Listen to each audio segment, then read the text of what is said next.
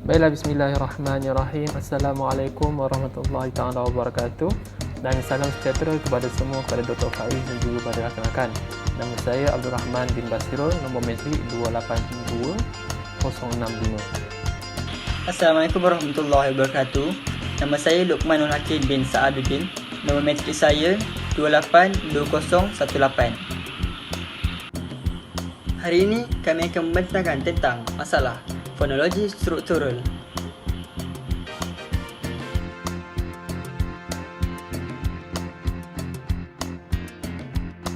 Baiklah, kita akan mulakan dengan perkenalan yang terdahulu. Seperti yang kita tahu, fonetik dan fonologi ini merupakan salah satu cabang linguistik yang meneliti terhadap kajian bunyi-bunyi yang dihasilkan oleh manusia, sama ada bunyi bahasa, bunyi bukan bahasa ataupun bunyi pinggiran.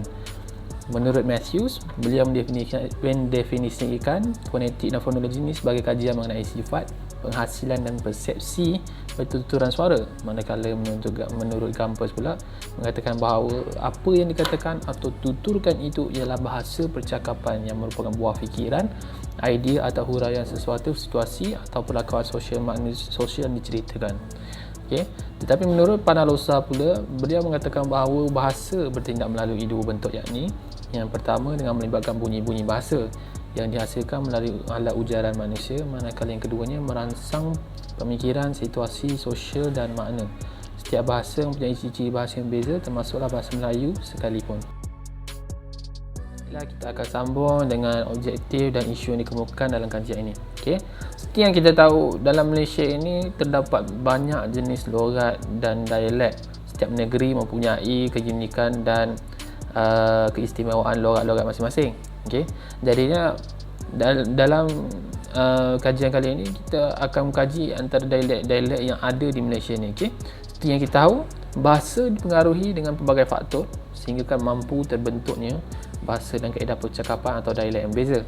Dalam kajian ini kita akan membincangkan tentang perbezaan dan persamaan yang terdapat antara dua dialek yang dikenali di negara kita ini, yang famous kan, iaitu dialek Terengganu dan juga dialek Kelantan. Setiap dialek ini kita tahu mempunyai beberapa perbezaan, tapi dalam masa sama dia ada juga persamaan antara dua dialek ini. Jadi kita akan bincangkan dalam kajian kali ini. Baiklah, yang pertamanya kita akan mulakan dengan dialek Terengganu. Kalau kita lihat, menurut pakar dialektologi iaitu Ismail Hussein dan juga Asma Haji Omar, mereka mengatakan dan mengakui bahawa dialek Terengganu mempunyai keunikannya yang tersendiri. Perbezaan dalam dialek Terengganu yang boleh dibezakan dalam beberapa bentuk atau aspek ialah konsonan, vokal, diftong, suku kata, konsonan dan kosakata. Perbezaan ini boleh dilihat dari ciri pengguguran, pemendekan, penegasan, penggantian, penegasan sebutan dan perkataan. Dialek Terengganu ni mempunyai beberapa kelainan bunyi yang jelas dari aspek penggantian dan pengguguran bagi perkataan-perkataan yang mempunyai huruf-huruf konsonan, vokal, diftong dan pinjaman. Seperti yang kita lihat pada slide yang pertama ni, kita boleh lihat perbezaan bunyi-bunyi dialek Terengganu dengan bahasa Melayu asal. Apa yang jelasnya kita boleh melihat iaitu dari segi ciri-ciri pengguguran dan penggantian perkataan dalam dialek Terengganu yang mempunyai huruf-huruf vokal, konsonan, diftong dan kata pinjaman. Kita boleh lihat di sini apabila bunyi vokal bagi perkataan yang diakhiri dengan huruf A itu yang depan luas digugur dan digantikan dengan huruf E, vokal tengah panjang. Contohnya seperti perkataan bangsa, bangsa ataupun bangsa, bangsa. Lama, biasa jadi biasa. So itu contoh pengguguran dan penggantian. Kalau kita tengok pula bunyi vokal O, iaitu O, vokal belakang separuh sempit bagi suku kata pertama, perkataan itu digugur dan digantikan dengan huruf U. Vokal U. Seperti motor jadi motor, sotong jadi sutung. Dia akan ubah, dia akan gugur dan dia akan gantikan vokal-vokal konsonan kat belakang. Itu contoh kalau dalam dialek Terengganu. Dari segi konsonan pula kita boleh melihat dalam dialek Terengganu ni biasanya dari segi konsonan tu pula, ini bagi perkataan yang berakhir dengan huruf N atau N, itu konsonan sengau gigi bersuara digugur dan digantikan dengan gabungan perkataan konsonan yang berakhir dengan NG, okey, atau konsonan sengau langit lembut yang berbunyi. Okey, seperti yang mana kita boleh lihat ni, contoh dia badan jadi badang, okey, account jadi account, dia ada sengau, dia bunyi bukan sengau, bunyi dengung kat belakang tu, bunyi dengung NG kat belakang. Aliran jadi alirang. Okey, seterusnya kita boleh lihat pula perkataan yang berakhir dengan huruf P, itu konsonan letupan dua bibir bunyi digugur dan digantikan dengan huruf K, atau konsonan letupan dan langit lembut yang tidak berbunyi. Okey, contohnya kerap jadi kerak. Okey, cukup. Dia K dia tu K yang bunyi letupan kat belakang tu. Acap dia acap. Okey. Okey, seterusnya pula kita boleh melihat kalau dalam dialek-dialek ni memang biasa ada ciri-ciri pemendekan perkataan, tak kira lah dialek mana pun, logat mana pun, Sabah ke Sarawak ke Pahang ke, pemendekan perkataan, penyingkatan perkataan tu sentiasa ada dalam setiap dialek untuk memudahkan cara berkata lah. Okey, kalau dalam dialek Terengganu ni kita boleh lihat, okey, sebutan perkataan dialek Terengganu ni terletak pada ciri-ciri ringkasan suku kata pada perkataan sama ada suku kata pertama atau yang kedua yang digunakan bagi perkataan-perkataan tertentu. Okey, contoh dia kita boleh lihat dekat sini, hospital jadi spita, okey, bahasa jadi bahasa, macam tu. Masjid jadi sejid, enang jadi nang, dia akan ganti 6M tu, dia ganti pula dengan NG bunyi dengung. Okey, bapa jadi pok. Okey, itu contoh ciri-ciri pemendekan perkataan dalam logat dialek Terengganu. Okey, baiklah, kita akan sambung dengan seterusnya, iaitu penegasan. Okey, dalam dialek Terengganu ni dia ada keunikan sebutan dalam penegasan. Okey, tetapi dalam dialek Terengganu ni dia ada dua jenis penegasan. Yang pertamanya penegasan sebutan. Okey, yang keduanya penegasan perkataan. Okey, setiap ciri-ciri ni, antara dua ni kita nak kenal pasti tu dengan dalam sebutan dan perkataan mereka. Okey, penegasan bagi sebutan dicerminkan melalui penekanan bunyi huruf tertentu dalam perkataan yang boleh disamakan. Okey, contohnya kat sini penegasan dari segi sebutan kita boleh lihat jumpa jadi jumpa, mengail jadi ngail, jual jadi jual. Dia jadi ada penegasan sebutan kat situ. Mungkin sedikit salah bagi saya, tapi macam itulah ejaan dia. Okey, yang itu seterusnya kita tengok pula pada penegasan perkataan. Okey, so apa yang unik dalam penegasan perkataan ni bagi dialek Melayu Terengganu ni? Okey, dia terselah pada penegasan dalam perkataan sebagai kata penguat. Okey, penegasan ni dia berperanan untuk memberikan gambaran nilai atau tahap tertinggi pada kata-kata yang dilafazkan, khususnya bagi kata yang bersifat. So contohnya macam huduh sepang, yang bermaksud ni teramat huduh. Okay? Yang kedua ni merah nyala. Merah nyala ni macam baju saya ni terang amat lah, merah yang terang sangat-sangat lah. Okay? Yang ketiganya ni lembek loteh, so dia tersangat lembek. Macam tak tahulah dia sifat dari sifat lelaki lembek ke ataupun sifat benda lain, macam tu.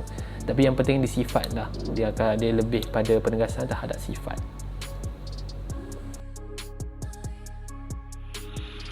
Dialek Kelantan merupakan salah satu dialek yang unik dalam Malaysia dan mempunyai perbezaan yang ketara dengan dialek-dialek lain di Malaysia. Menurut Hashim Musa dan Nik Safia Karim, terdapat hanya 8 vokal dalam dialek Kelantan. Manakala menurut Ajit Chekhov menyatakan bahawa dialek Kelantan mempunyai 20 fonem konsonan dan 8 fonem vokal. Menurut Adi Yasran pula menyatakan hanya terdapat 7 vokal dalam dialek Kelantan, iaitu A, I taling, I, O, U, I pepet dan O. Fonem vokal yang terlibat adalah fonem vokal depan sempit, depan separuh sempit, depan luas, vokal tengah, vokal sempit, vokal belakang separuh sempit dan separuh sempit. Daripada hasil rujukan yang diperoleh, terdapat banyak fonem vokal iaitu I yang terdapat dalam dialek Kelantan. Contohnya seperti perkataan lima yang bermaksud buah limau. Kedudukan fonem tersebut berada di samping fonem konsonan. Fonem ini juga boleh berada di bahagian awal kata dan juga di bahagian akhir kata seperti perkataan koli yang membawa maksud kuali. Manakala bagi fonem vokal depan luas pula, terdapat contoh seperti kambing yang membawa maksud kambing.